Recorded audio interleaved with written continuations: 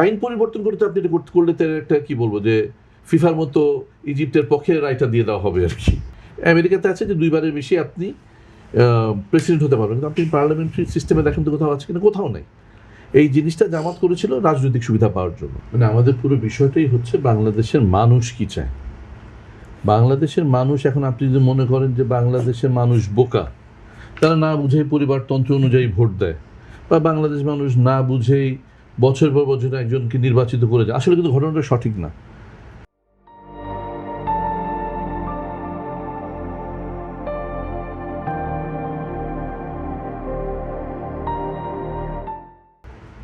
যারা আপনারা যারা রাজনৈতিক প্রক্রিয়ার সঙ্গে জড়িত আছেন, তারা আমরা সবাই জানি যে আমরা জামাতের এইটার উদ্দেশ্য কী ছিল।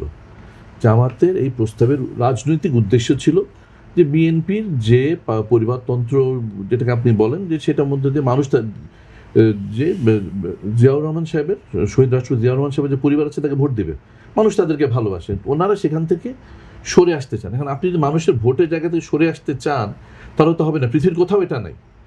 আমেরিকাতে আছে যে 2বারের বেশি আপনি প্রেসিডেন্ট হতে পারবেন, কিন্তু আপনি পার্লামেন্টারি সিস্টেমে দেখেন তো কোথাও আছে কিনা, কোথাও নাই। এই জিনিসটা জামাত করেছিল রাজনৈতিক সুবিধা পাওয়ার জন্য, সেটা কিন্তু রাজনৈতিক সুবিধাটা তারা পায় নাই। এবং মানুষের যে গণতন্ত্রের যে ভূমিকা, মানুষের যে ভোট, মানুষের যে ইচ্ছা, সেটা প্রতিফলিত হয়েছে। যদি তাদেরকে এই প্রক্রিয়া থেকে সরে আসতে, তারা বলতেই পারেন যে না, আমরা পরিবারতন্ত্র চাই না, সেটা তাদের রাজনৈতিক আদর্শ হতে পারে, দাবি হতে পারে, কিন্তু সেটা রাজনীতির মাধ্যমে, রাজনীতির মাঠে গিয়ে ভোটের মাধ্যমে প্রমাণ করতে হবে। আইন পরিবর্তন করতে আপনি এটা করলে তো একটা কি বলবো যে ফিফার মতো ইজিপ্টের পক্ষে রায়টা দিয়ে দেওয়া হবে আর কি। আমি একটু আপনার কাছে আরেকটু জানতে চাই, নতুন রাষ্ট্রপতি নির্বাচন হবে এখন কোন প্রক্রিয়ায়, আর কি একটু যদি ব্যাখ্যা করে বলেন দর্শকদের উদ্দেশ্যে। জি, এখন ইলেকশন কমিশনের কাছে যাবে, ইলেকশন কমিশন নোটিশ দিবেন সময় দিয়ে, দুটো যে দল আছে তাদেরকে বলবেন যে আপনারা কারা আপনারা আসতে চান সামনের দিকে, তারা আপনার একজন ব্যক্তিকে মনোনয়ন দেন, সংসদে নির্বাচন হবে, নির্বাচনে ভোট হবে, ভোটে যে জিতবেন তিনি হবে। এটা ফেয়ারলি স্ট্রেট ফরওয়ার্ড, এখানে কোনো ডিফিকাল্টি নাই।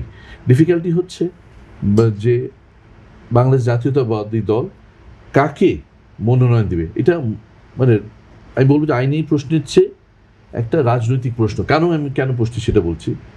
ধরেন 2006 সালে যখন তৎকালীন অন্তর্বর্তীকালীন সরকার 111 হলো, তখন কিন্তু সবার মুখে মুখে একটা কথা এসেছিল যে ইয়াজউদ্দিন সাহেবকে নমিনেশন দেওয়াটা সঠিক হয় নাই, রাষ্ট্রপতি ইয়াজউদ্দিন, কারণ উনি একজন পলিটিক্যাল ব্যক্তিত্ব ছিলেন না।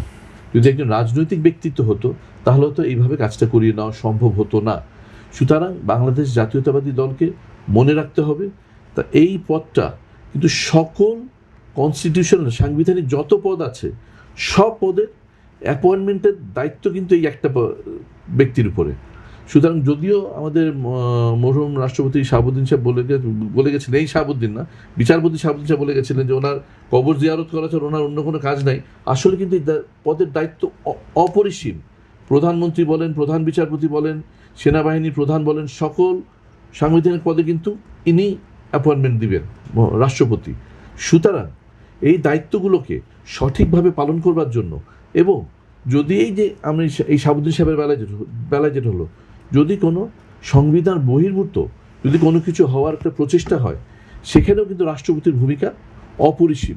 সুতরাং এখানে যে ব্যক্তি আসবে, আমি অনুরোধ করব যারা এই বিষয়ে মনোনয়ন দেবেন, তিনি যেন রাজনৈতিক প্রজ্ঞা থাকে, তার যেন সংবিধানের প্রতি আনুগত্য থাকে এবং দেশের প্রতি ভালোবাসা থাকে। এই তিনটা জিনিস অত্যন্ত জরুরি।